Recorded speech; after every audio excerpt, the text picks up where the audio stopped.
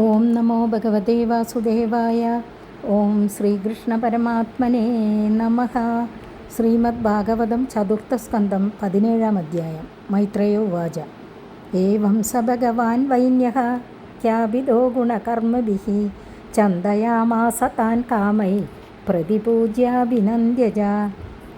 മൈത്രേയർ പറഞ്ഞു, വിശപ്പ് കൊണ്ട് തളർന്നിരിക്കുന്ന പ്രജകൾക്ക് ഉപജീവനദ്രവ്യത്തെ ജനിപ്പിക്കുവാനായി ഭൂമിയുടെ നേരെ പരാക്രമത്തെ പ്രകാശിപ്പിച്ചപ്പോൾ ഭൂമിദേവി മഹാരാജാവിനെ സ്തോത്രം ചെയ്തുവെന്ന കഥയെ ഈ അധ്യായത്തിൽ മൈത്രേയർ വിതുരരോട് പറയുന്നു.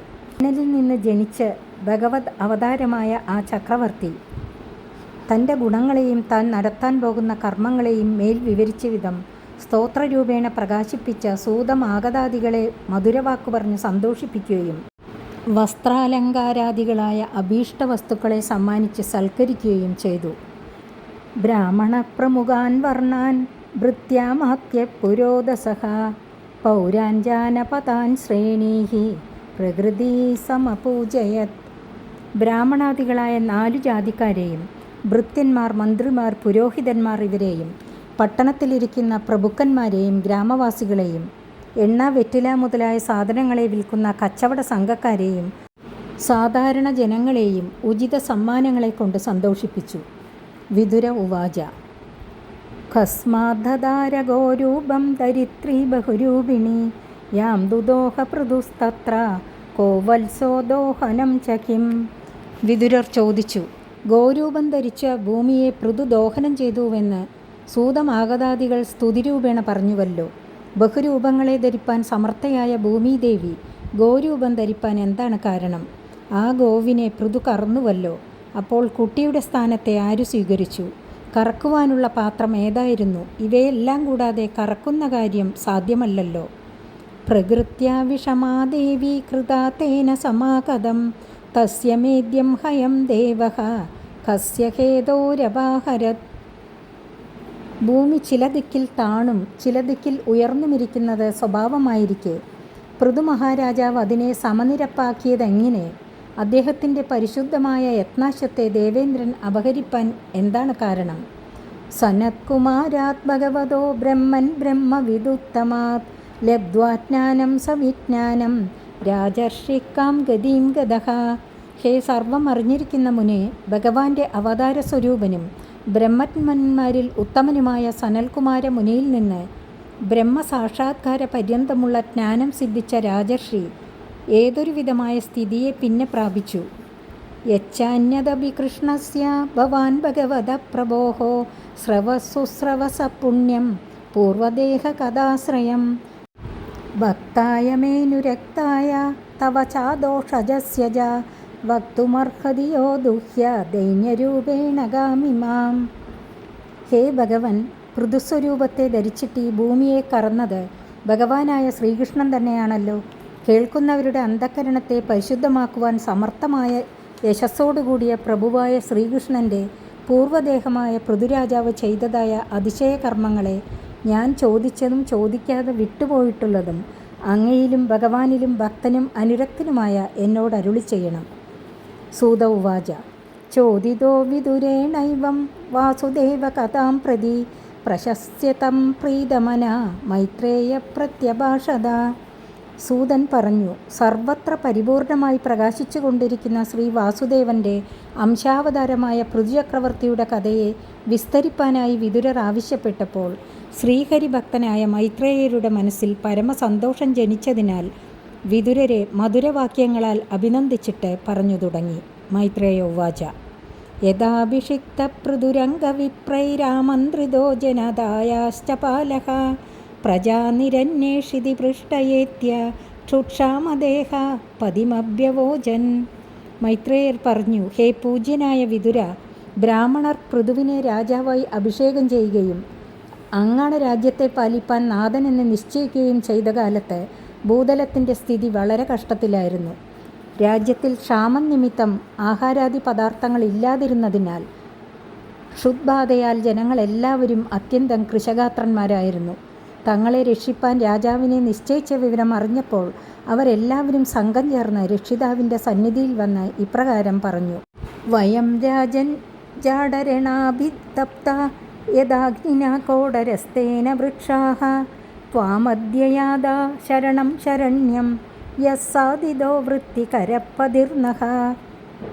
ഹേ രാജൻ, വൃക്ഷത്തിൻ്റെ പൊത്തിൽ കാളുന്ന തീയിനാൽ ആ വൃക്ഷമെന്ന പോലെ ഞങ്ങളുടെ ജഠരാന്തർഭാഗത്തിൽ കത്തിജ്വലിക്കുന്ന അഗ്നിയെ ശമിപ്പിക്കുവാനുള്ള ആഹാരദ്രവ്യങ്ങളുടെ അഭാവത്താൽ ഞങ്ങളും അത്യന്തം തപിക്കുന്നു.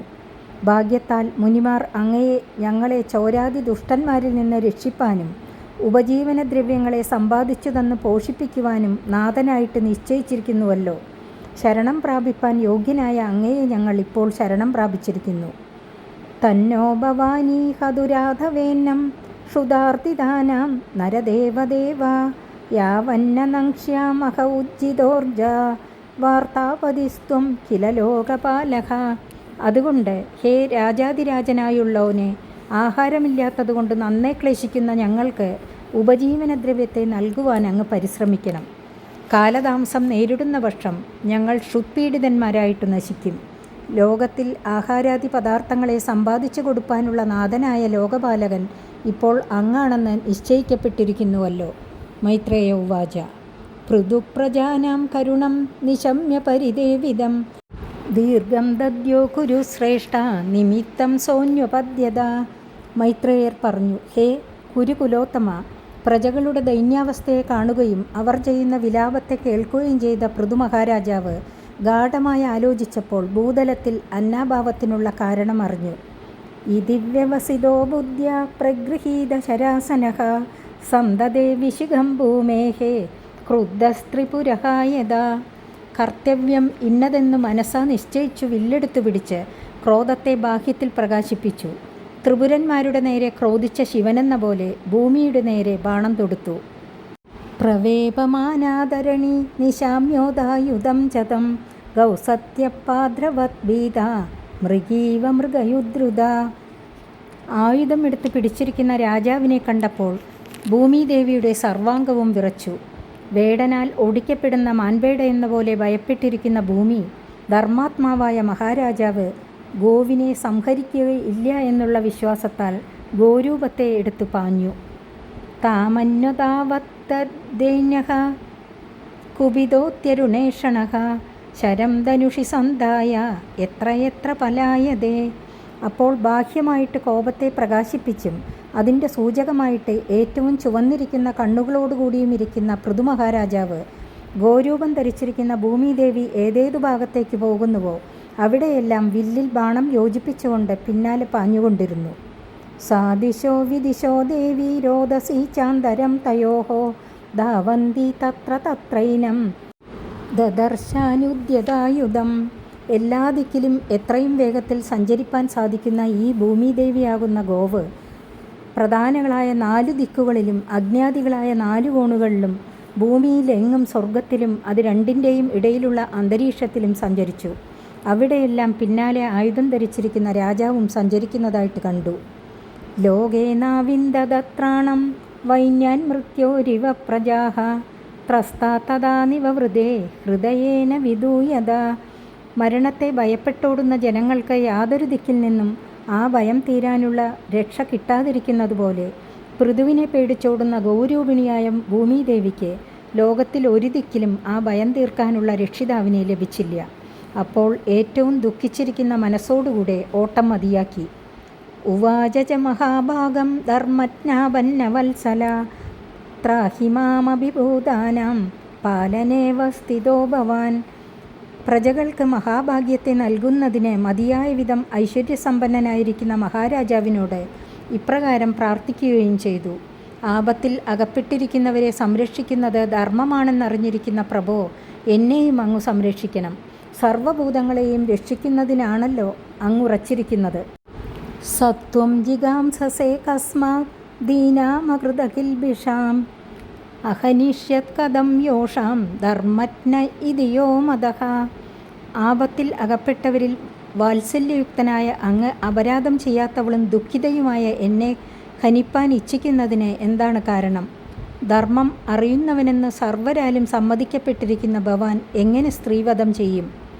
പ്രഹരന്തിന വൈ സ്ത്രീഷു കൃതാഗസ്വഭിജന്തവഃ കിമുദത്തൊദ്വിതാരാജൻ കരുണാദീനവത്സലാഹ. അല്ലയോ രാജാവേ, സാധാരണ ജനങ്ങൾ പോലും സ്ത്രീകൾ അപരാധം ചെയ്തിരുന്നാൽ കൂടെ അവരെ പ്രഹരിക്കയില്ല നിശ്ചയം. അങ്ങനെയിരിക്കെ ദുഃഖിതന്മാരിൽ വാത്സല്യത്തോടുകൂടിയ കരുണാശീലന്മാരായ അങ്ങയെപ്പോലുള്ളവരുടെ കഥ പറയണമോ? മാം വിഭാട്യാജരാം നാവം എത്ര വിശ്വം പ്രതിഷ്ഠിതം ആത്മാനം ച പ്രദാശ്ചേമാഹ കഥമംബസിദാസ്യസി. അതുമാത്രമല്ല, എന്നെ ഹിംസിക്കുന്നതിൽ വേറെ ഒരു ദോഷം ഗൗരവമേറിയതായിട്ടുണ്ടെന്നും അങ്ങ് ആലോചിക്കണം. എന്നിലാണല്ലോ ലോകം നിലനിൽക്കുന്നത്. കേടുതട്ടാത്ത കപ്പലായിരിക്കുന്ന ആ എന്നെ ഹിംസിച്ചാൽ പിന്നെ സർവത്ര ജലമായിരിക്കും. ആ ജലത്തിൽ അങ്ങയെയും ഈ പ്രജകളെയും മുങ്ങിപ്പോകാതെ എങ്ങനെ നിലയ്ക്ക് നിർത്തും? പൃഥുരുവാച വസുദേ ത്വാം വദിഷ്യാമി മച്ചാസന പരാങ്മുഖീം ഭാഗം ബർഹിഷിയാവൃങ്ക്തേ നത്തനോഷി ജനോ വസു. പൃഥുരാജാവ് മറുപടി പറഞ്ഞു, ഹേ വസുന്ധരെ, എൻ്റെ ആജ്ഞയെ അനുസരിക്കാതിരിക്കുന്നതുകൊണ്ട് നിന്നെ ഞാൻ ഹിംസിക്കുവാൻ നിശ്ചയിക്കുന്നു. യാഗത്തിൽ ഭാഗം സ്വീകരിക്കുന്ന നീ രാജ്യക്ഷേമത്തിനുപകരിക്കുന്ന ധനത്തെ വർദ്ധിപ്പിക്കാതിരിക്കുന്നില്ലേ? യവസം ജഗദ്യനുദിനം നൈവതോദ്യൗദസം പയഃ തസ്യാമേവം വിദുഷ്ടായാം ദണ്ഡോ നാത്ര നശസ്യതേ. ഗോരൂപധരയായ എന്നെ ഹിംസിക്കുന്നത് ധർമ്മിഷ്ഠനായ അങ്ങേക്ക് യുക്തമായിരിക്കുമോ എന്നുള്ള ഭൂമിദേവിയുടെ ചോദ്യത്തിന് മറുപടി പറയുകയാണ്. ഏതൊരു പശു പുല്ലു നല്ലവണ്ണം തിന്നും അകിട്ടിൽ നിന്നും പാൽ പുറത്തേക്ക് വിട്ടുതരികയുമില്ല. ഈ വിധമായിരിക്കുന്ന ഗോവിനെ ദണ്ഡിക്കുന്നത് അയുക്തമായിരിക്കയില്ല. ത്വം കല്യോഷധി ബീജാനി പ്രാസൃഷ്ടാനി സ്വയംഭുവ നമുഞ്ചസ്യാത്മരുദ്ധാനി മാമവജ്ഞായ മന്ദദീഹി. നീ ലോകത്തിനെ മഹാപരാധം ചെയ്യുന്നതുകൊണ്ട് നിന്നെ ഹിംസിക്കാതിരിക്കാൻ നിവൃത്തിയില്ലെന്ന് സൂചിപ്പിക്കുന്നു. പ്രജകളുടെ ഉപജീവന പദാർത്ഥങ്ങളായ ഔഷധി ബീജങ്ങളെ ലോകകർത്താവായ ബ്രഹ്മദേവൻ പണ്ടുതന്നെ നിന്നിൽ നിക്ഷേപിച്ചിരിക്കുന്നതിനെ നീ ഉള്ളിൽ അടക്കി വച്ചിരിക്കുന്നതല്ലാതെ ജനോപകാരാർത്ഥം വെളിക്ക് വിട്ടുതരുന്നില്ലല്ലോ. ഇപ്പോൾ പ്രജകളെ സംരക്ഷിപ്പാൻ അധികാരിയായിരിക്കുന്ന എന്നെ നിരാകരിച്ച് ഈ വിധം പ്രവർത്തിക്കുന്ന നീ വിചാരശൂന്യയായിരിക്കുന്നതിനാൽ നിന്നെ ഹിംസിക്കാതിരിക്കുന്നതെങ്ങനെ? അമൂഷാം ക്ഷുത്പരീതാനാം ആർത്താനാം പരിദേവിതം ശമയിഷ്യാമി മദ്ബാണേർ ഭിന്നായാസ്തവമേധസ. എന്നെ വധിച്ചതുകൊണ്ട് പ്രജകൾക്ക് അന്നപ്രാപ്തി എങ്ങനെ ഉണ്ടാകും? അവരുടെ സങ്കടം എങ്ങനെ തീരും എന്നു നീ ശങ്കിക്കേണ്ട. അതിനു മാർഗം ഞാൻ കണ്ടിരിക്കുന്നു. വിശപ്പു ബാധിച്ച് ദുഃഖിച്ചിരിക്കുന്ന ഈ പ്രജകളുടെ വിലാപത്തെ ത്വം കല്ലോഷധി ബീജാനി പ്രാക്സൃഷ്ടാനി സ്വയംഭുവ നമുഞ്ജസ്യാത്മരുദ്ധാനി മാമവജ്ഞായ മന്ദദീഹി. പ്രജകളുടെ ഉപജീവന പദാർത്ഥങ്ങളായ ഔഷധി ബീജങ്ങളെ ലോകകർത്താവായ ബ്രഹ്മദേവൻ പണ്ടുതന്നെ നിന്നിൽ നിക്ഷേപിച്ചിരിക്കുന്നതിനെ നീ ഉള്ളിൽ അടക്കി വച്ചിരിക്കുന്നതല്ലാതെ ജനോപകാരാർത്ഥം വെളിക്ക് വിട്ടുതരുന്നില്ലല്ലോ. ഇപ്പോൾ പ്രജകളെ സംരക്ഷിപ്പാൻ അധികാരിയായിരിക്കുന്ന എന്നെ നിരാകരിച്ച് ഈ വിധം പ്രവർത്തിക്കുന്ന നീ വിചാരശൂന്യയായിരിക്കുന്നതിനാൽ നിന്നെ ഹിംസിക്കാതെ ഇരിക്കുന്നതെങ്ങനെ? എൻ്റെ ബാണങ്ങൾ കൊണ്ട് ഗണ്ഡിച്ച നിൻ്റെ മേധസ്സുകൊണ്ട് ശമിപ്പിക്കാമെന്നാണ് എൻ്റെ വിചാരം. പുമാൻ യോഷിദുദക്ലീബ ആത്മസംഭാവനോദമഃ ഭൂതേഷു നിരനുക്രോശോ നൃപാണാം തദ്വതോവദഃ. പുരുഷനോ സ്ത്രീയോ നപുംസകമോ ആരായാലും വേണ്ടില്ല, താൻ വലിയവൻ, തന്നെ ശാസിപ്പാൻ ആരുമില്ലെന്നുള്ള വിചാരത്തോടുകൂടെ പ്രാണികളിൽ കരുണ കൂടാതെ അവരെ ദുഃഖിപ്പിക്കുവാൻ തുടങ്ങിയാൽ രാജാവ് അവരെ വധിക്കണം. ലോകഹിതത്തിനുപകരിക്കുന്ന ആ വധം ദോഷാവഹമല്ല. ത്വാം സ്തബ്ധാം ദുർമതാം നീത്വാ മായാഗാം തിലിശരൈഹി ആത്മയോഗബലേനേമ ധാരയിഷ്യാമ്യഹം പ്രജാഃ. പരന്മാർക്ക് ദോഷം ജനിപ്പിക്കുന്ന മതത്തോടുകൂടെ ഗർവിക്കുന്ന നീ വാസ്തവത്തിൽ ഗോവല്ല, കപടത്താൽ ഗൗരൂപത്തെ ധരിച്ചിരിക്കുകയാകുന്നു. എൻ്റെ ശരങ്ങൾ കൊണ്ട് നിന്നെ എള്ളിൻ മണികളെന്ന പോലെ അത്ര സൂക്ഷ്മശകലങ്ങളായിട്ട് ഗണ്ഡിച്ചതിൽ പിന്നെ ജലമയമായിരിക്കുന്ന ഈ ലോകത്തിൽ എൻ്റെ യോഗബലത്താൽ ഈ പ്രാണിവർഗങ്ങളെ ഞാൻ തന്നെ ധരിച്ചുകൊള്ളും, അവരെ എന്നിൽ തന്നെ നിർത്തി രക്ഷിക്കും. ഏവം മന്യുമയീം മൂർത്തിം കൃതാന്തമിവ ബിഭ്രതം പ്രണത പ്രാഞ്ജലിപ്രാഹ മഹീസഞ്ജാതവേബദൂഹു. ഇപ്രകാരം പറഞ്ഞും ക്രോധപ്രചുരമായ സ്വരൂപത്തെ ധരിച്ചും അന്തകൻ എന്ന പോലെ നിൽക്കുന്ന മഹാരാജാവിനെ കണ്ടിട്ട് ഭയാധിക്യത്താൽ സർവാംഗങ്ങളിലും വിറയലോടുകൂടിയ ഭൂമിദേവി നമസ്കാരം ചെയ്തു.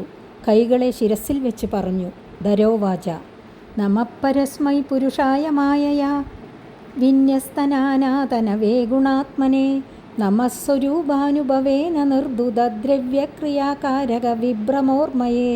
ഭൂമിദേവി പൃഥുമഹാരാജാവിനെ സ്തുതിക്കുകയാണ്. അങ്ങ് പ്രാകൃത പുരുഷനല്ലാത്തതിനാൽ ക്രോധം യുക്തമല്ലെന്ന് സൂചിപ്പിക്കുന്നു. ആദിയിൽ തന്നെയുള്ള സച്ചിദാനന്ദ ആത്മാവും പരമപുരുഷനുമായ അങ്ങേക്ക് നമസ്കാരം.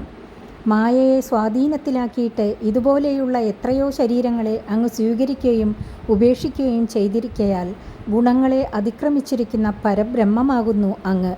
സ്വരൂപാനന്ദത്തിൽ നിന്ന് ചലിക്കാതെയിരിക്കുന്ന അങ്ങേക്ക് പഞ്ചഭൂതങ്ങളുടെ സമ്മേളനത്താൽ സംഭവിക്കുന്ന ശരീരത്തിലും ക്രിയാരൂപങ്ങളായ ഇന്ദ്രിയങ്ങളിലും അവയിൽ വസിക്കുന്ന കാരകന്മാരായ ദേവന്മാരിലും ഞാനെന്നും എൻ്റേതെന്നും രൂപത്തിൽ കാണപ്പെടുന്ന സമ്മോഹമോ കാമാദി വൃത്തികളോ ഇല്ല.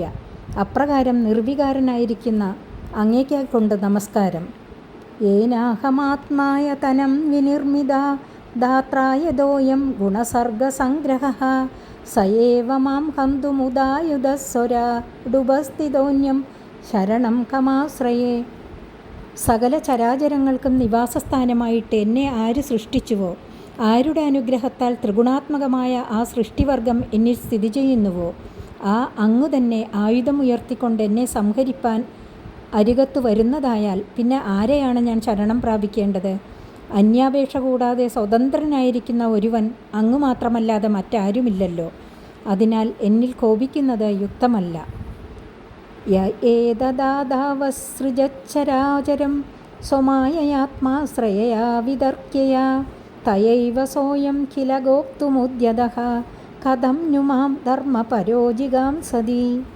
ഇന്നവിധം ഇരിക്കുന്നുവെന്ന് അന്യന്മാർക്ക് ആർക്കും ഊഹിക്കുവാൻ കൂടി സാധിക്കാത്തതായ മായാശക്തി കൊണ്ട് ആദിയിൽ ചരാചരാത്മകമായ ഈ കാണപ്പെടുന്ന ലോകത്തെ യാതൊരുവൻ സൃഷ്ടിച്ചുവോ, ആ മായാശക്തിയാൽ തന്നെ പൃഥുസ്വരൂപത്തെ ധരിച്ചിരിക്കുന്ന യാതൊരുവൻ ആ ലോകത്തെ ധർമ്മപ്രകാരം പരിപാലിപ്പാനും ഒരുങ്ങിയിരിക്കുന്നുവോ, ആ ഭവാൻ സർവാശ്രയമായിരിക്കുന്ന എന്നെ വധിപ്പാൻ ആഗ്രഹിക്കുന്നത് എങ്ങനെ യുക്തമാകും? ന്യൂനംബദേശസ്യ സമീഹിതം ജനൈസ്തന്മായയാ ദുർജയയാ കൃതാത്മഭിഃ ന ലക്ഷ്യതേ യസ്ത്വകരോദകാരയദ്യോനേകയേക പരതശ്ച ഈശ്വരഃ. അങ്ങയുടെ ചരിതം ആശ്ചര്യം തന്നെയെന്ന് സൃഷ്ടിയാദി ലീലയെക്കുറിച്ച് ചിന്തിക്കുന്നവർക്കറിയാം. എങ്ങനെയെന്നാൽ സൃഷ്ടിക്ക് മുമ്പേ അങ്ങ് ഏകൻ മാത്രമേ ഉണ്ടായിരുന്നുള്ളൂ. അങ്ങയുടെ മഹിമയാൽ മായയെ അംഗീകരിച്ചിട്ട് പിന്നെ അനേകമായി ഭവിച്ചു. ആരാലും ജയിക്കപ്പെടുവാൻ കഴിയാത്തതായ ആ മായയുടെ ബാധയാൽ വിഷയാസക്തന്മാരായിരിക്കുന്ന ജനങ്ങൾ എല്ലാമായി വിളങ്ങുന്ന അങ്ങയെ അറിയുന്നില്ല. ആദിയിൽ അങ്ങ് ലോകസ്വരൂപമായ നാഭീപത്മത്തിൽ നിന്ന് ബ്രഹ്മാവിനെ സൃഷ്ടിച്ചു. അനന്തരം ആ ബ്രഹ്മാവിനെ കൊണ്ട് ലോകത്തെ സൃഷ്ടിപ്പിക്കുന്നു. അങ്ങയുടെ ഇച്ഛ ഏതുവിധമാണെന്ന് ആർക്കും തന്നെ അറിയുവാൻ കഴിയുന്നതല്ല. സർഗാദിയോസ്യാനുരുണദ്ദി ശക്തിഭിർ ദ്രവ്യക്രിയാകാരക ചേതനാത്മഭിഃ തസ്മൈ സമുന്നത നിരുദ്ധ ശക്തയേ നമഃപരസ്മൈ പുരുഷായ വേദസേ. പഞ്ചമഹാഭൂതങ്ങൾ 10 വിധം, ഇന്ദ്രിയങ്ങൾ, അവയെ പ്രവർത്തിപ്പിക്കുന്ന ദേവതകൾ, വിചാരം ചെയ്യുവാൻ സമർത്ഥയായ ബുദ്ധി, അഭിമാനസ്വരൂപമായ അഹങ്കാരം എന്നീ രൂപത്തിൽ സർവത്ര കാണപ്പെടുന്ന സ്വശക്തികളെ കൊണ്ട് യാതൊരുവൻ ഇക്കാണപ്പെടുന്ന സർവത്തെയും ഉണ്ടാക്കി രക്ഷിച്ചു സംഹരിക്കുന്നതായ വ്യാപാരത്തെ തുടർച്ചയായി ചെയ്യുന്നുവോ, അതിനാവശ്യം പോലെ സ്വശക്തിയെ പ്രകാശിപ്പിക്കുകയും തന്നിൽ അടക്കുകയും ചെയ്യുവാൻ ശക്തനായും സർവാന്തര്യാമിയായുമിരിക്കുന്ന ആ പരമപുരുഷനായിക്കൊണ്ട് നമസ്കാരം. സൃഷ്ടികാലത്തിൽ സ്വശക്തിയെ പുറമേ പ്രകാശിപ്പിക്കും, സംഹാരകാലത്തിൽ തന്നിൽ തന്നെ ലയിപ്പിക്കും. സവൈ ഭവാനാത്മവിനിർമ്മിതം ജഗത് ഭൂതേന്ദ്രിയാന്തഃകരണാത്മകം വിഭോ സംസ്ഥാപ്യയിഷ്യന്നജമാം രസാതലാത് അഭ്യുജ്ജഹാരാംബസ ആദിസൂകരഃ. എല്ലാം ചെയ്യുവാൻ സമർത്ഥനായ ഭഗവൻ അങ്ങയാൽ സൃഷ്ടിക്കപ്പെട്ടതും പഞ്ചഭൂതങ്ങൾ, ഇന്ദ്രിയങ്ങൾ, അന്ധഃകരണം, അഹങ്കാരം എന്നിവയുടെ സംഘാത സ്വരൂപമായി കാണപ്പെടുന്നതുമായ ഈ ലോകത്തെ നിലനിർത്തുവാനായിട്ട് ജന്മാതിരഹിതനായ ഭവാൻ തന്നെ സ്വേച്ഛയാ ആദിയിൽ വരാഹരൂപത്തെ അംഗീകരിച്ച് പാതാളത്തിൽ പ്രവേശിച്ചു. അവിടെ നിന്ന് ജലത്തിൽ കൂടെ എന്നെ മേൽപോട്ട് കൊണ്ടുവന്നുറപ്പിച്ചില്ലേ? അങ്ങേക്ക് ചെയ്യുവാൻ കഴിയാത്തതായി എന്തിരിക്കുന്നു? അഭാമുപസ്ഥേ മയിനാവ്യവസ്ഥിതാഃ പ്രജാഭവാനദ്യരിരക്ഷിഷു കില സവീരമൂർത്തി സമഭൂധരാധരോ യോ മാം പയസ്സുഗ്ര ശരോജികാം സസി. ആദിസൂകരമൂർത്തിയായിട്ട് എന്നെ രസാതലത്തിൽ നിന്ന് ധരിച്ച ആ ഭവാൻ തന്നെ ജലോപരിഭാഗത്തിൽ ഉറച്ചു നിൽക്കുന്ന വിസ്താരമേറിയ കപ്പലായിരിക്കുന്ന എന്നിൽ വസിക്കുന്ന പ്രജകളെ പരിപാലിപ്പാൻ ഇച്ഛയോടുകൂടെ ഇപ്പോൾ പൃഥുസ്വരൂപനായി അവതരിച്ചിരിക്കെ എന്നിലുള്ള അല്പമായ പാൽ സിദ്ധിക്കാത്തതിന്മേൽ കോപത്തോടുകൂടെ ഉഗ്രശരത്തെ ധരിച്ചെന്നെ സംഹരിപ്പാൻ ഭാവിക്കുന്നത് ഒട്ടും സമുചിതമല്ല. പ്രഭോ, പ്രസാദിക്കുമാറാകണം.